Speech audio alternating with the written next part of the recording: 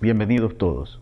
A la Universidad de Panamá le corresponde la honrosa distinción de ser la organizadora y la anfitriona del primer debate presidencial televisivo en colaboración con el Tribunal Electoral y la Corporación Metro. Nuestra institución, además de graduar alrededor de 10.000 profesionales al año, realiza en forma permanente discusión con miras a presentar propuestas a los diversos problemas nacionales. Los debates se han convertido en una práctica democrática contraria al clientelismo. El votante tiene el derecho a informarse sobre las propuestas, planes de gobierno y visiones de país que tienen los candidatos. Este primer debate presidencial televisivo tiene como objetivo ofrecer la oportunidad para que los ciudadanos conozcan los candidatos presidenciales y puedan comparar y analizar qué proponen y cómo lo van a hacer.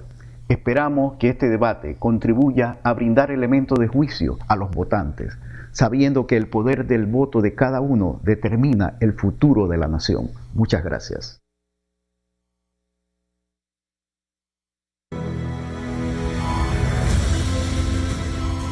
Desde el Domo de la Universidad de Panamá, en cadena nacional, el primer debate presidencial. Para conducir este debate, quedan con ustedes los periodistas Atenógenes Rodríguez y Siria Miranda.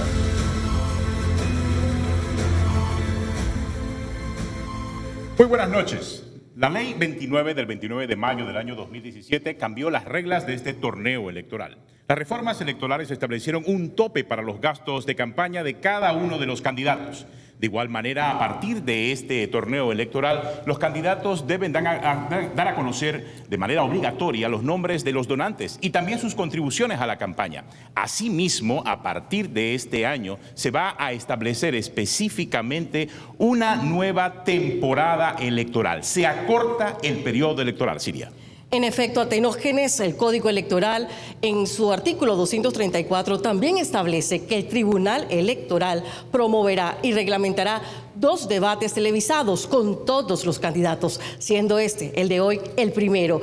Por supuesto, organizado por la Casa de Octavio Méndez Pereira, es decir, la Universidad de Panamá. De inmediato vamos a presentar la metodología de este debate. Esto fue ya discutido con los candidatos y aprobado por sus equipos de trabajo.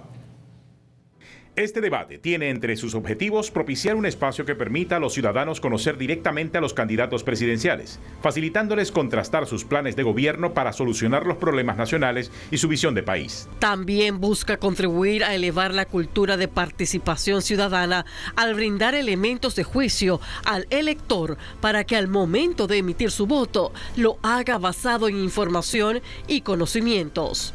En este debate se abordarán 4 temas fundamentales. El primero de ellos, la transformación de la educación. El segundo, la seguridad y soberanía alimentaria. El tercer tema será la salud y el desarrollo humano. Y el cuarto, la institucionalidad y el nuevo orden constitucional.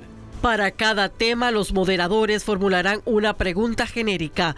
Cada candidato contará con 1 minuto y medio para responder dicha pregunta. Culminada la participación de los 7 candidatos, los moderadores formularán la pregunta de profundización, una diferente para cada candidato. Estos tendrán 1 minuto para responder a la pregunta de profundización. Luego, el moderador le formulará una repregunta, a la que el candidato tendrá 1 minuto para responder. Para el control del tiempo, los candidatos contarán con un reloj. Faltando 15 segundos, se escuchará el siguiente sonido, lo que representa que el tiempo se está agotando. Un equipo de expertos de la Universidad de Panamá enfocados en los temas del debate contribuyó al diseño de las preguntas generales y de profundización. La ubicación de los candidatos y su orden de participación fueron sorteados con antelación al debate. Al finalizar la ronda de participación de los 4 temas, los candidatos tendrán oportunidad para una intervención final. Cada uno contará con 1 minuto y podrá referirse a cualquier tema y cierre de su participación.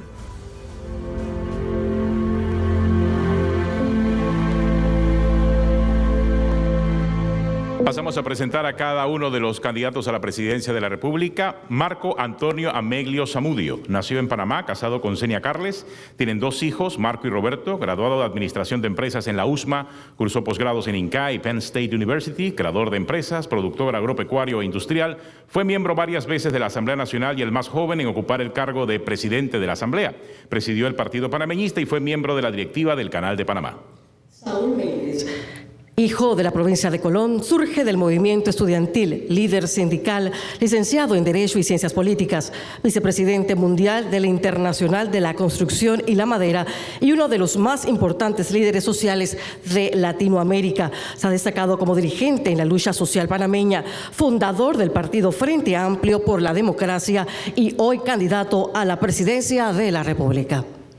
Ana Matilde Gómez nace en la Renta 1 del Chorrillo en 1962 en el hogar de 2 institutores, César y Ana. Estudió en el Rubiano, la Normal de Santiago y el Instituto Pedagógico. Se gradúa en la Universidad de Panamá como abogada y máster en criminología, ejerció la rama privada y en el Ministerio Público hasta ser procuradora de la Nación. Fue separada del cargo y luego se convierte en diputada independiente. Hoy es la única mujer candidata a la presidencia. Rómulo Rux nació en 1965, obtuvo bachiller en Ciencias del Colegio Javier y título Bachelor of Science por Boston College de Boston. Tiene un doctorado en leyes por la Universidad de Miami. Obtuvo máster en Administración de Empresas en Northwestern. En 1994 inició como abogado en Morgan & Morgan. Fue presidente de la directiva del Canal, ministro para Asuntos del Canal y posteriormente fue ministro de Asuntos Exteriores. En el 2018 fue elegido como presidente de Cambio Democrático. En agosto pasado designado como candidato presidencial. Florentino Cortizo, graduado con estudios de doctorado en Estados Unidos, fue embajador ante la Organización de Estados Americanos y gerente de Panabloc y Hacienda Hermacor. 2 veces legislador, presidente de la Asamblea Legislativa en el año 2000, renuncia como ministro del MIDA por no estar de acuerdo en relajar las normas sanitarias panameñas en las negociaciones del Tratado de Libre Comercio con Estados Unidos. Productor ganadero de alta genética, hoy Cortizo es candidato por el Partido Revolucionario Democrático y el Molirena. José Blandón nació en una familia de clase media en Chitré y desde joven fue un rebelde con causa, luchando contra la dictadura. Fue parte de movimientos sociales y estudiantiles que impactaron en la historia de nuestro país. Se graduó con honores en Derecho y Ciencias Políticas y es diplomado en Comercio Exterior. Impulsó leyes que han impactado positivamente al país, como la ley antitabaco. Desde julio del 2014 es alcalde de la ciudad de Panamá, llevando adelante una transformación de la movilidad urbana, seguridad, desarrollo cultural y transparencia que ha sido reconocida internacionalmente. Ricardo Lombana González, 45 años, estudió en el Colegio La Salle, casado con Ailín Adames, 2 hijos, abogado egresado de la Universidad de Panamá. Cuenta con una maestría en Derecho Internacional de la Universidad George Washington, delegado para la libertad de expresión en la Defensoría del Pueblo, ministro consejero de la Embajada de Panamá en Washington, miembro del Fórum de Periodistas por la Libertad de Expresión, fue subdirector del diario La Prensa y presidente del Comité de Ética del Consejo Nacional de Periodismo. Bien, Antenógenes, Panamá. Es momento de entrar en materia y por eso vamos a entrar en contexto de este primer tema a debatir, transformación de la educación. Adelante. Para transformar la educación en Panamá se requiere tomar decisiones importantes. Estudios, diálogos y diagnósticos del problema son parte de un trabajo que se ha hecho desde hace 2 décadas y que concluyen en noviembre del año pasado con la ley que crea el Consejo Permanente Multisectorial para la implementación del Compromiso Nacional por la Educación. El gran reto en el proceso de transformación de la educación es establecer prioridades y definir todas las partes importantes en el proceso para comenzar a ejecutar con un seguimiento responsable de las acciones, determinando avances y retrocesos, con el objetivo central de equiparar la educación panameña a los más altos estándares globales, de forma tal que nuestro país no pierda competitividad frente al resto del mundo. Ante la realidad del sistema educativo en Panamá, nos quedan entonces preguntas claves a contestar en este debate. ¿Cómo generar los grandes cambios que necesita la educación? ¿Cómo ejecutar y transformar un sistema educativo inmerso en problemas de política y de gestión? Esta y otras respuestas hoy en el primer debate presidencial.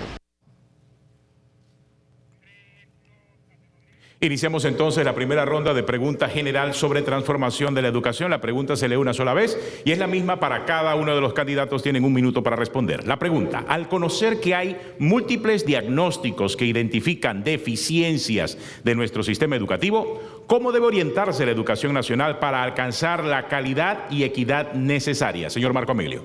Muy buenas noches, Panamá. Más que pensar en la transformación de nuestro sistema educativo, formulo yo crear una verdadera revolución, una revolución educativa. Y en eso consiste, para empezar, mi presentación esta noche.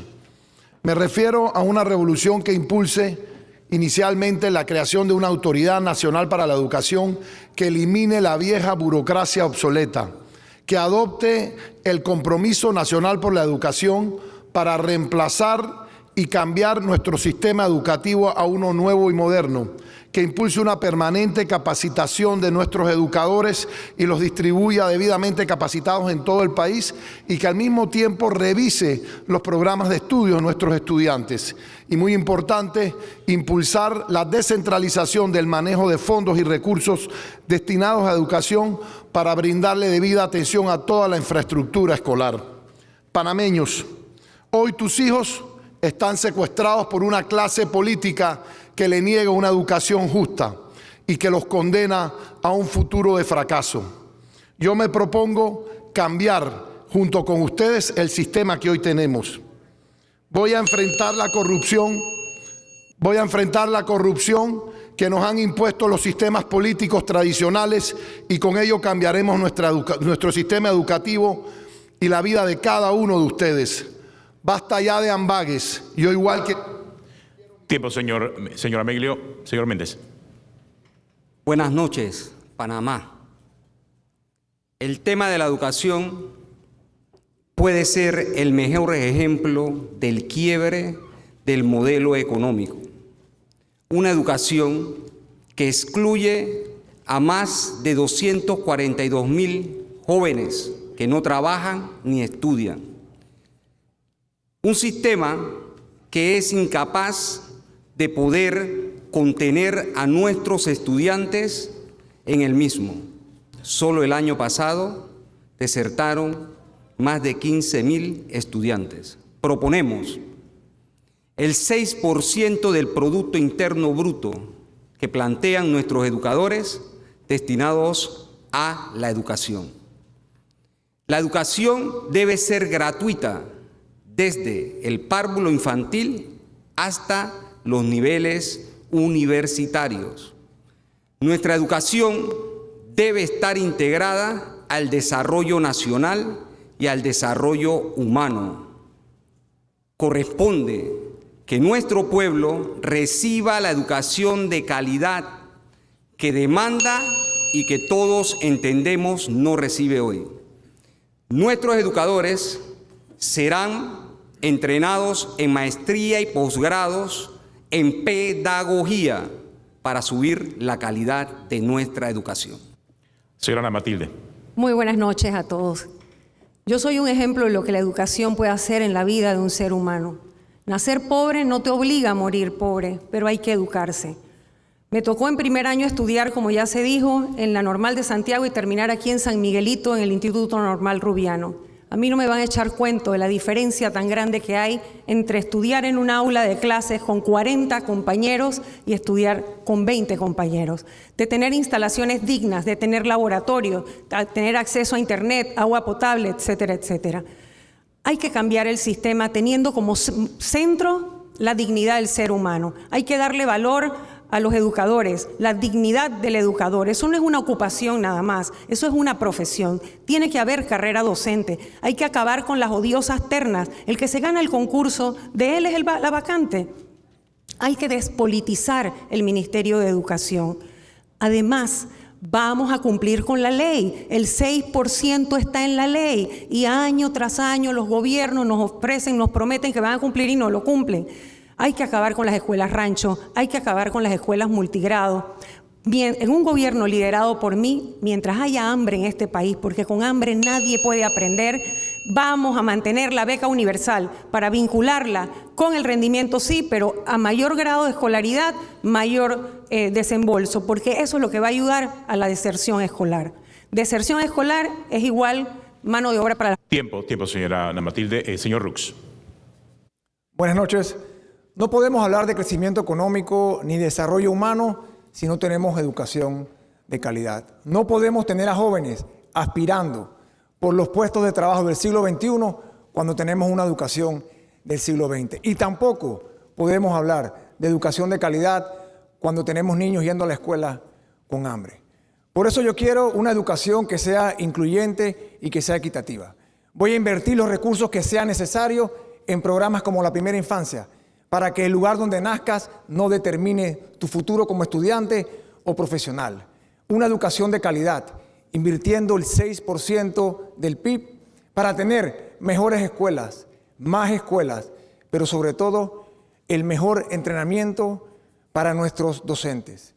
Nuevos métodos pedagógicos, tecnología que inspiren al estudiante a lograr su potencial. Vamos a pelear por tener una educación sin política. Vamos a adoptar las iniciativas del compromiso por la educación, pero vamos a modernizar el Meduca. Vamos a alejarlo de la política y vamos a descentralizarlo. No se van a tomar todas las decisiones en Panamá. Se acabó el año escolar con aulas que no están listas. Se acabaron los docentes que no reciben sus cheques. Y se acabaron los jóvenes y maestros en áreas de difícil acceso corriendo. Señor Cortizo. Muy buenas noches. Yo estoy aquí para prometer lo que puedo cumplir. No estoy aquí para echarle cuentos. La última prueba PISA en ciencia, matemática y lectura, Panamá quedó en la posición 62 de 65. Quiere decir que le estamos dando la espalda a nuestros estudiantes. Yo puedo hablarles a ustedes de la importancia del compromiso nacional por la educación, por un sistema de evaluación, por más escuelas, por formar mejores docentes, por perfeccionar los que ya existen. Pero nosotros tenemos 450,000 niños y adolescentes que están viviendo en condiciones de pobreza multidimensional. 20% de nuestros niños desnutridos, el 50% en las comarcas. ¿Qué prometemos? Nos comprometemos a darle la más alta prioridad al programa de primera infancia de 0 a 5 años. Nos comprometemos a crear el programa Estudiar sin Hambre, que es comprar la producción de nuestros productores de calidad para llevársela a nuestros estudiantes, y nos comprometemos a tener un fondo de $200 millones de becas universitarias para la ciencia, la tecnología, el arte, la cultura y las matemáticas. Señor Blandón. Muy buenas noches. La educación es el gran antídoto contra la inequidad. Nilde y yo somos un ejemplo de lo que se puede lograr a través de la educación. Por eso, porque quiero un país más justo, en mi gobierno la educación será una prioridad. Ya existe una hoja de ruta que es el Compromiso Nacional por la Educación. Lo que hace falta es un presidente que tenga la capacidad, la voluntad y la experiencia para llevar adelante este compromiso, para aumentar la cobertura, para que ningún niño ni niña panameña pierda la oportunidad de recibir educación preescolar, para que los jóvenes todos puedan graduarse de la educación premedia y terminar la media, para que los docentes reciban la formación que merecen y que a través de una carrera docente se les dé las condiciones de trabajo dignas que también merecen. Necesitamos asignar a la educación el presupuesto mínimo que se requiere, que es 6% del Producto Interno Bruto y 1% para lo que es ciencia y tecnología. Y hay que hacer una reingeniería del Ministerio de Educación. Hay que aplicar la Ley 50 de descentralización. Me tocó a mí, como presidente de la Comisión de Educación de la Asamblea Nacional en el 2002, lograr que esa ley se aprobara y sin embargo no se ha aplicado la misma. Como presidente de la República pueden tener la seguridad que haré todo lo que esté en mis manos para que esa descentralización y esa transformación de la educación se haga. Tiempo, señor Blandón. Señor Lombana. Buenas noches. Se salvaron las botellas porque nadie las mencionó ni cómo las van a eliminar. No se puede mejorar la educación si no nos paran de robar. Nosotros hemos escuchado estas promesas por los últimos 20 o 30 años porque el objetivo es mantener un sistema que se nutre y sobrevive gracias a tu esfuerzo, gracias a tu sudor, a tu alimentación, a tu salud y a la educación de tus hijos. Vengo aquí como un ciudadano común representándote a decir alto y claro que vamos a dedicar los millones y millones que nos roban y nos despilfarran todos los años a la educación de tus hijos. 53.000 niños fuera de primaria, 89.000 adolescentes fuera de secundaria y la matrícula de preescolar no llega al 60%. La brecha existe y mi compromiso es establecer la mejora en la cobertura y la calidad de la educación como primer objetivo nacional y ese nuevo norte para tener un Panamá de más oportunidad, más justo, más inclusivo y menos desigual. Y todo eso lo financiaremos con el dinero de la corrupción y los dineros del despilfarro. Hasta la fecha hemos ubicado 800 millones de dólares del presupuesto nacional que irá dirigido directamente a la educación y a la masificación de programas de becas para el deporte, la excelencia, la tecnología, el arte y la cultura. Porque para nosotros la educación no es un negocio, es un derecho. Bien, entramos ahora a la ronda de preguntas específicas y vamos a empezar con usted, señor Saúl Méndez. ¿Cuál sería su propuesta para asegurar el acceso equitativo a los servicios de atención y desarrollo en la primera infancia y educación preescolar? Es importante decir que no puedo creer lo que mis oídos y el pueblo escucha. Precisamente quienes ya han participado han hecho gobierno en los últimos 30 años y son responsables de cómo está nuestra educación. Nuestra juventud, nuestros niños y nuestra población recibirá una educación laica, científica, crítica y analítica que los haga libre, una educación que ayude al desarrollo nacional, una educación que genere empleos de calidad, una educación que permita que nuestros ciudadanos puedan vivir acorde al ambiente sano. Nuestra niñez recibirá del Estado todo el apoyo necesario para... ¿Cómo lograrlo? ¿Cuál sería la propuesta concreta? Cuando vemos situaciones que las clases son paralizadas por protestas de gremios docentes y esto afecta directamente la calidad de la educación. ¿Cómo hacer que eso no sea directamente afectado, señor Méndez? Pareciera que en esa pregunta los docentes son los responsables y no los que dirigen la política pública. Nuestros compañeros docentes no van a volver a ser discriminados. Junto a ellos y a la comunidad educativa transformaremos el currículum. ¿Para qué? Para que esa educación vinculada al desarrollo humano llegue a todo nuestro pueblo. En los lugares donde hay hambre, vamos a llevarle comida a los estudiantes para que puedan ellos estudiar. Pero es importante, la educación no es el negocio de los corruptos que roban los dineros del Estado y con esos dineros podemos resolver gran parte de los problemas que tenemos hoy en educación, incluyendo las reivindicaciones de los estudiantes. Señora Ana Matilde, ¿cómo garantizaría el acceso y la permanencia exitosa en todos los niveles de la enseñanza y la formación profesional para los sectores vulnerables, incluidas las personas con discapacidad y los pueblos originarios?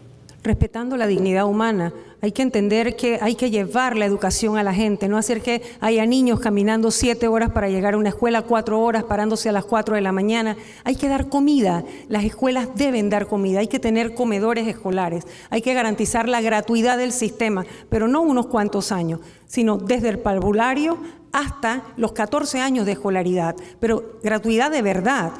Hay que hacer que haya equidad y eso solamente es posible si nosotros tenemos espacios dignos. Dentro de muy poco, en 20 días van a iniciar las clases y hay 86 escuelas que están en mal estado. Esto lo oímos cada 5 años las promesas y nuevamente nos engañan, nos mienten. Hay problemas de infraestructura. Hay que despolitizar el Ministerio de Educación. Hay que cumplirle los compromisos a los educadores y definitivamente hay que entender que en este país con hambre no se puede aprender. Hay que becar a la gente, hay que becarla para que puedan educarse, para transformar sus vidas. Ha mencionado 2 veces la palabra dignidad en sus disertaciones. ¿Por qué razón hasta ahora no se ha respetado la dignidad ni de los estudiantes, por lo visto, ni de los docentes? Porque no ha sido una prioridad, porque el tema de los derechos humanos les da exactamente igual, porque creen que las políticas públicas no tienen que estar basadas como centro en el ser humano, que es la razón de ser de toda política pública. Los planes, programas, las actividades, todo lo que se desarrolla siempre tiene de por medio alguna rebusca o alguna ganancia o algún rédito político, pero realmente no están pensando en el ser humano. Si pensaran en la educación como un mecanismo, una herramienta de transformación, entenderían que es más importante que el ser humano salga de la pobreza y que se alimente antes de pensar en grandes propuestas de currículum. Mire, es importantísimo que se entienda que la educación es la única forma de salir de manera sostenible y permanente de la pobreza. Para cambiar las vidas de las personas hay que permitirles que se eduquen. Señor Rómulo Rux, ¿qué estrategias innovadoras desarrollaría a fin de reducir esa deserción escolar que hemos estado hablando? Señor Rux. Gracias. Lo más importante es que no podemos tener niños con hambre yendo a la escuela.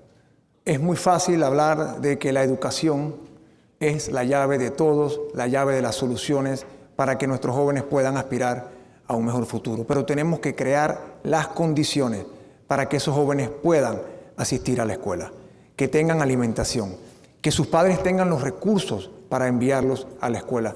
Porque muchas veces la deserción no es voluntaria, es una decisión que emana de otros problemas. Tenemos padres sin empleo, una economía con un desempleo que va incrementando también, tiene una relación directa con niños que no van a la escuela. Tenemos como gobierno que garantizar el programa de becas, fortalecerlo, que haya recursos para que esos niños que menos tienen puedan asistir a la escuela y que nunca pasen hambre.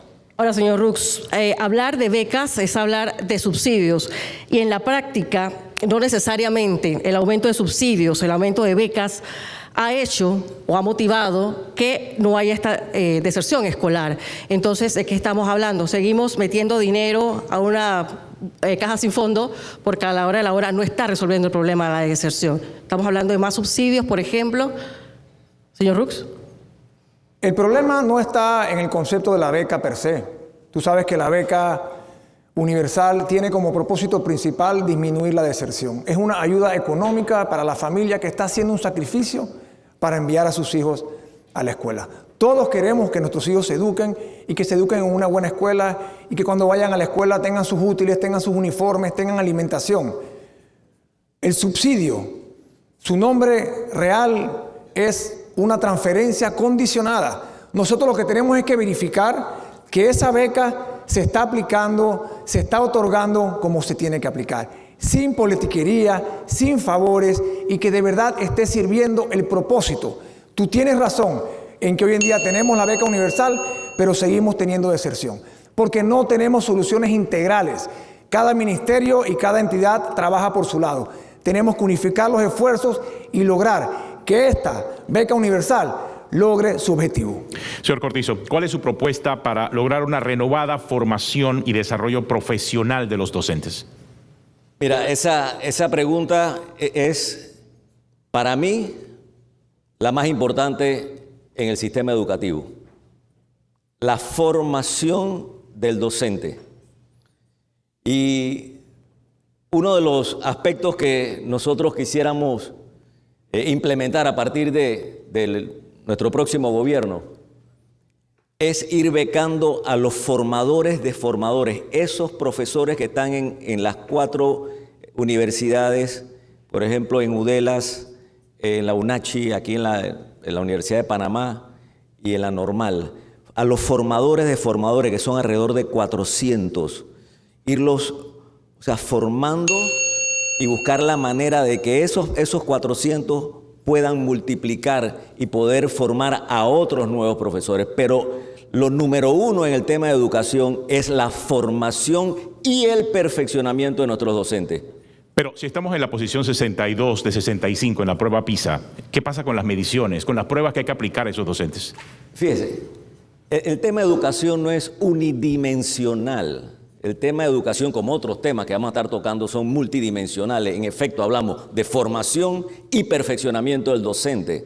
Pero nosotros no podemos dejar por fuera el tema vinculado a la evaluación del sistema. Y fíjense que he sido muy claro hablando de evaluación del sistema. Porque no es solamente evaluar a los docentes, es todo el sistema. Y yo sí creo en la evaluación del docente, no para votarlo, sino para tener un instituto de perfeccionamiento de docentes que no existe en Panamá, llevar a esos docentes por 10 meses, llevarlos ahí, perfeccionarlos, e inclusive volverle a hacer una evaluación y que tenga una remuneración adicional. Pero para mí, y estoy seguro para la mayoría de los que están aquí, la formación de docentes y su perfeccionamiento puede ser la prioridad número uno en el sistema educativo de este país. Señor Blandón, continuamos con usted. ¿Qué propone específicamente usted sobre el modelo de gestión administrativa actual del Ministerio de Educación? Señor Blandón. Muchas gracias. El Ministerio de Educación hoy en día es un gran monstruo burocrático, excesivamente centralizado. Mientras eso no cambie, no va a lograrse la modernización de nuestra educación. Como dije anteriormente, yo participé, siendo presidente de la Comisión de Educación de la Asamblea, en la aprobación de la Ley 50, que establece la descentralización de la educación. Lamentablemente, en más de 17 años, esa ley no se ha aplicado y se requiere hacer esas transformaciones, poner a funcionar la descentralización, darle autonomía a las regiones escolares, darle los recursos, por supuesto, para poder hacer las transformaciones, para poder mejorar la calidad y aumentar la cobertura de la educación. Porque conozco el tema, porque he demostrado que tengo voluntad y la experiencia para hacerlo, es que pueden confiar en mí que haré esta transformación. ¿Cómo hacer esta transformación si muchas veces el poder político puede más que los expertos, los técnicos en educación, señor Blandón, y lo vivimos a diario? Eso por una parte, y en este gobierno se creó un viceministerio de infraestructura precisamente pensando de que esto iba a arreglar de tener las escuelas a tiempo y todo lo demás, y eso tampoco ha solucionado ese problema. Señor Blandón. Tenemos la ventaja en este momento de tener un compromiso nacional por la educación y un mecanismo de seguimiento que es el COPEME. Hay que aprovechar esa coyuntura, hay que utilizar ese espacio que ya existe. Y para mí por eso es importante reiterar que se requiere un presidente que tenga capacidad y experiencia, porque llevar adelante esta transformación no va a ser fácil. Nos vamos a enfrentar a muchos intereses creados, a muchos intereses contrapuestos, y ahí habrá que tener esa capacidad de sentarse a dialogar con todos ellos y llegar a puntos medios y a consensos, y por eso es importante también sumar al sector docente, porque muchas veces hablamos de Finlandia y el gran modelo que es Finlandia, pero nos olvidamos que lo que hace especial a Finlandia es precisamente el buen trato y el alto nivel salarial de los docentes en Finlandia. Señor Lombana, ¿cuál es su propuesta para que la cultura, el arte y las industrias creativas se desarrollen en Panamá? Nuestro movimiento tiene como color distintivo el naranja. Y el propósito, la razón y la causa de ese color es precisamente el compromiso con las industrias creativas. El mundo cambió, la democracia cambió y parece que algunos no se han dado cuenta. Nosotros hemos hablado claramente desde hace 20 meses que vamos, a través de estos 800 millones de dólares que hemos ubicado en el presupuesto nacional del Estado, por ahora, sé que hay más por ubicar, a dedicarlo a 4 programas de becas que pensamos masificar. Uno de esos es la beca naranja, propuesta hace 2 años por nuestro movimiento, que es la beca para todo estudiante de 12 años en adelante con habilidades sobresalientes para el arte, la cultura, la creatividad y la innovación. Y esto con la consecuente inversión de infraestructura escolar y comunitaria. Ahora, no es la primera vez que escucho acerca del interés de crear becas para desarrollar la tecnología. ¿Cómo prueba usted de que esto se puede realizar? Bueno, primero, estudiando, como lo hemos hecho con nuestro equipo, el presupuesto general del Estado de los últimos 10 años para saber que se nos están yendo millones de dólares en botellas, en consultorías, en viajes, en contratos amañados para obras no prioritarias. Eso está identificado en el presupuesto general del Estado. Entonces, ahí están los fondos. El Comité de Trabajo ha propuesto la beca. Sabemos que la beca existe, pero yo le pregunto a los ciudadanos, aquí, ¿quién sabe que existe una beca para el arte y la cultura? Esa no la promueven los subsidios y promueven otro tipo de becas que realmente no están ligadas a los incentivos. El compromiso es real, los fondos existen y la propuesta es viable. Bien, cerramos con usted, señor Marco Ameglio, este ciclo, esta primera etapa del debate. ¿Qué papel le asigna su plan de gobierno a las universidades, especialmente a la Universidad de Panamá, dado el vertiginoso cambio científico, tecnológico y de innovaciones del siglo XXI? Señor Ameglio. Muy buenas noches. Sí, es fundamental. La universidad, sin embargo, ya no es igual que hace 50 años cuando la Universidad de Panamá, ya que me mencionas la Universidad de Panamá como parte central en tu pregunta, ya Panamá no es un país de una universidad, es un país donde existe un Consejo Superior de Universidades, en donde participan otros programas universitarios, en donde han habido otras iniciativas como UDELAS, que desarrolla carreras que ninguna otra universidad ha implementado o ha ofrecido. Entonces yo creo que más que ver el tema de las universidades como una forma de elevar la calidad de la educación superior a nivel de que hoy día existe competencia, lo veo como una oportunidad de abrir nuevos mercados laborales para nuestra juventud, que gracias a esa diversidad universitaria puede encontrar carreras que antes se tenían que ir a estudiar afuera, y para mí eso es fundamental. Pero el que, por ejemplo, no tiene ese recurso para pagar una universidad privada o para irse al exterior a estudiar y que tiene que ir a la Universidad de Panamá, por ejemplo, con laboratorios que no tienen los elementos necesarios, con infraestructuras que dan pena realmente, ¿qué hacer? Usted de llegar a ser presidente, ¿qué haría con la Universidad de Panamá? ¿Aumentaría el presupuesto, por ejemplo? Pero mira, en la carrera que llevamos, creo que todos los candidatos hemos tenido la oportunidad, por lo menos yo lo tuve, de reunirme con el señor rector de la Universidad de Panamá, que nos entregó un programa que es un censo de necesidades y de tareas que diferentes centros regionales o en las diferentes regiones del país han censado los estudiantes y los profesores de la universidad. Ahí se hace una lista de necesidades por regiones. Yo creo que hay que entender esto un poquito cuando hablamos de descentralización también.